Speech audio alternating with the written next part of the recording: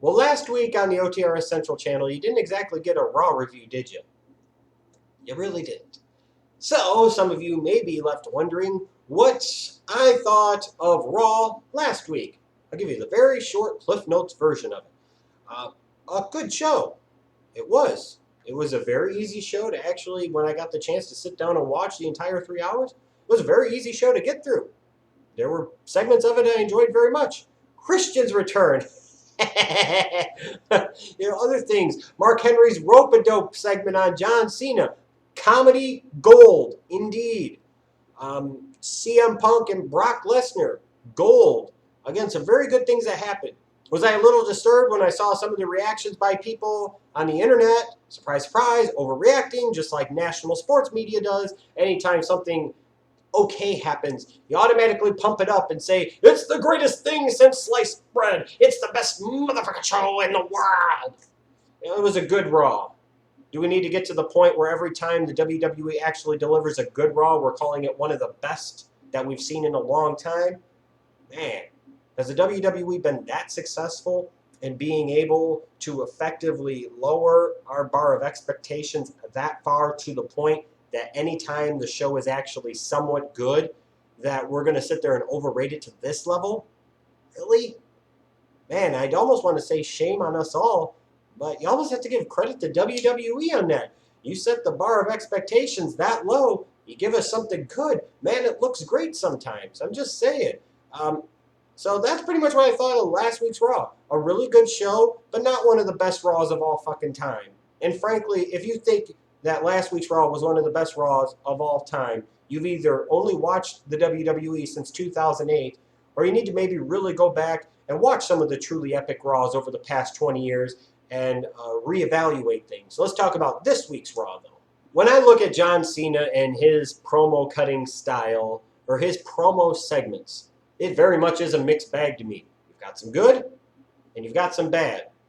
It seems like when he's good is when he tends to be less trying to be the WWE's version of John Cena that they want him to be, and he keeps it kind of real, and he stays on point, and he tries to make things seem sensible and logical. And we've had some great examples of John Cena doing that. And being serious too, but not the over-the-top kind of corny, childish BS serious. But then we got promos like this week's Raw. Another kiddie, kind of childish, illogical, nonsensical piece of bloviating bullcrap. That's exactly what it was. John Cena's promo this week on Raw was god-awful. I guess it's one of those things. 1 week you get some good with him, but 1 week you got some bad with him. But his whole philosophy and what he was bitching about with Mark Henry, you're making no damn sense. I don't know if Cena's promos are 100% scripted or if he's allowed 100% freelance. They just give him some talking points. Whatever is going on with Cena's promos right now needs to be rethought, revisited, and completely revamped and revised, because this shit out of your top guy is unacceptable, period, WWE, period. Now, on the flip side of the crap that John Cena gave us on Raw this week, Mark Henry put up another Academy Award-winning performance. And unfortunately, I'm not in the same time zone as Smokey at the particular moment to be able to get you his thoughts on what's going on with Mark Henry. And this awesome, would you stop? Now, whereas John Cena's promo this week on Raw was incredibly bad and was basically the drizzling shits, Mark Henry, for the second week in a row, was gold. This stuff that Mark Henry is doing right now is phenomenal. It's awesome. I know you want to hear Smokey's thoughts on it. You're going to get them in a couple of days, I promise you. I'm just not in the same time zone as him right now, and I apologize for that. But you're going to hear from Smokey all about this, and he's going to be pushing, just like I'm going to be pushing, for Mark Henry to beat John Cena at Money in the Bank and become the WWE champion. It's good storyline-wise, and I'll talk about that another time, as will Smokey. It's also good from a historical standpoint, and that's all you need to know. But I do have some interesting news for all of you, and perhaps for Smokey, because I don't believe he knows this yet. There's been a new member, a new addition to the deuces and fours. And let me introduce her right now. Her name is Summer. She's a 6-week-old lemon beagle. She likes to bite things. She likes to poop in random places. And she likes to sleep a lot during the day and be up most of the night. So either her and Smokey are going to get along really, really well, or they're going to have beef. I don't know yet. What do you think? Yeah. Say hello to Summer, everyone. All y'all already know there's an inevitable shitstorm coming on OTRS Central, and it's only going to be a couple of days away. Speaking of shitstorms, basically just meaning crap, shit, AJ Lee is a heel. I don't know whether it's just her and her bad acting. It's her trying to play a character that doesn't fit the skills, if you will, of the performer. Or it's the WWE trying to force her into doing something that just isn't good. But this segment where she's walking around in a big old muscle suit and insinuating that Caitlin's kind of manly, like she's kind of a tranny, that was dumb. It was just flat out dumb. For some reason, Stephanie McMahon just had to be the person to announce the 7 participants in the WWE Championship Money in the Bank ladder match at Money in the Bank in a couple weeks. I don't know why she just had to be the one to announce it. But the other thing that kind of stood out to me as soon as she's saying it, she said WWE Championship. I said, oh, hell. If she said what I think she said, they're doing the same dumb crap as last year, which creatively restricts and limits them in terms of what they could do with the Money in the Bank winners. And I don't like that. Part of the thing of being a Money in the Bank winner is being able to be flexible and being able to be spontaneous and, you know, not really knowing what the Money in the Bank winner's play is going to be. And I also found it very funny, too, that all 7 participants at this point looked like baby faces, from CM Punk to Daniel Bryan, Randy Orton, Kane, Sheamus, Christian, Rob Van Dam. At this point in time, the way things stand, all 7 participants are faces, which tells you probably 1, if not 2 things.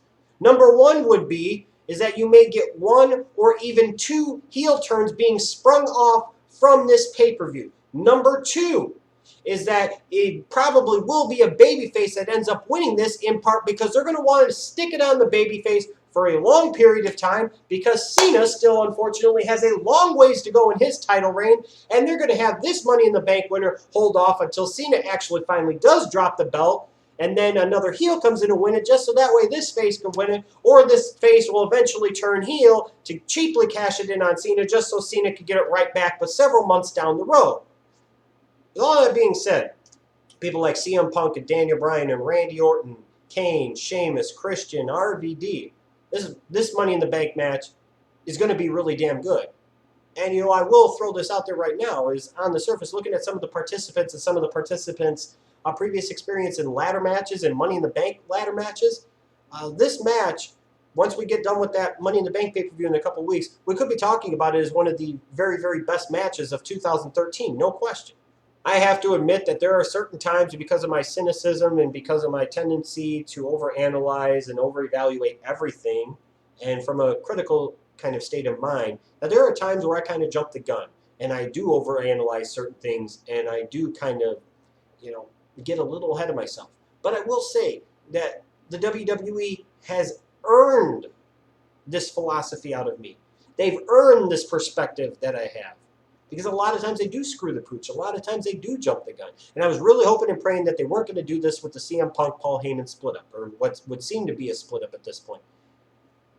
I thought they were going to, even as the promo segment between Punk and Heyman was going on, I thought they were going to sit there and just go, hey, you know, these guys have been associated all this time, so all these several months, and you could argue, based off storyline-wise, for years, behind the scenes and everything, that they've been associated with each other. Oh, we're going to split them up in a couple of weeks like nothing. Like there's nothing wrong with that. Well, there is. It's just not very realistic. I'm glad that they resisted the urge and they slow played this. This is a very good segment between Punk and Heyman. I love the interaction between both of them. I even like the camera shot at the end where Punk is giving Heyman the old man hug. There's a little bromance back, but Punk's kind of giving that quizzical, funny face. It's good. That's good. I was very surprised, though, to see Darren Young be able to give such a match to CM Punk. Really? Darren Young, of all people? Woo. Apparently they like Darren Young. You know, I sit there, it's funny too, because I look at Titus O'Neil and Darren Young. They are yet another example of the WWE being out of touch. You look at these two guys, these guys should kind of be like dorky, over-the-top, corny baby faces. And instead, they're kind of dorky, over-the-top, corny heels. People kind of like the primetime players. Let them be baby faces. Why do they have to be heels? I have my reasons and my philosophies on why I think Vince McMahon chooses to keep them heel, but they should be babyface. They really should. But this match between Punk and Darren Young was actually good. It was a good spot, a good moment for Darren Young. Surprised they had CM Punk go through such a match with this guy. It was really interesting, though, to see that Curtis Axel ended up coming out and make the save when Young and O'Neal are trying to jump CM Punk, after the big botch, of course. If you actually watch the show, you know what I'm talking about. It was interesting, because you're really, I think, trying to cement CM Punk as a babyface and maybe also teasing the possibility that Curtis Axel is going to go babyface. So that way maybe Curtis Axel can be the plot device. Curtis Axel stays heel, helps turn on CM Punk and gets Heyman completely away, which sets up your CM Punk-Brock Lesnar match at SummerSlam. This could potentially be very well done. And a lot of the seeds are being planted here for this to be very well done. But I'm just very thankful that this week, anyways, the WWE played it slow with this angle and didn't rush it. We've seen what they've done in the past when they've rushed CM Punk-based storylines, haven't we? The highlight of the night for a lot of you is going to be Daniel Bryan. And I get that, and I understand that. He has quickly become one of the most entertaining members on the entire roster, no question. He's one of the few people that you actually give a shit to tune in to watch. It really is. Now, unfortunately, there is a big valley, a big distance between what we, the more serious fans, actually get on the internet that type in forums about wrestling, do videos about wrestling, go to websites about wrestling, what we think about certain individuals, and what other casual viewers that could kind of take it or leave it feel about guys like Daniel Bryan. And the bottom line is Daniel Bryan traditionally has not been very good for ratings. He hasn't. And let's not get into the, here's what it was at this hour, here's what it was at the overrun. The bottom line is he hasn't been good for ratings consistently. There might be that, fluke aberration where a segment with him gained a few 100,000 viewers, but a lot of times when you look at Daniel Bryan segments, they either lose a lot of viewers, especially his matches, which is kind of a shame, but that's what it is, or some of the segments when he's in the opening 1, 2, or 3 hour main event, the overrun into the next hour, there's a gain in viewers some, but it's not nearly what it should be, just like it was for this Raw. Does that mean that it's a bad thing that he's being featured? Not necessarily. I think it's a great thing that he was being featured this particular time in the sense that he was put over in a big way by Randy Orton. I could give a shit less about the wrestling match at this point. I know a lot of you are going to like it. To me, it's kind of a shame that it wasn't on pay-per-view. I don't give a fuck. The fact that Daniel Bryan went over Randy Orton clean and made him tap out is huge. That cements Daniel Bryan as a big player. That lets you know that maybe Randy Orton's position in the company has changed a little bit. Maybe Randy Orton's mentality has changed a little bit as he has aged and he has matured.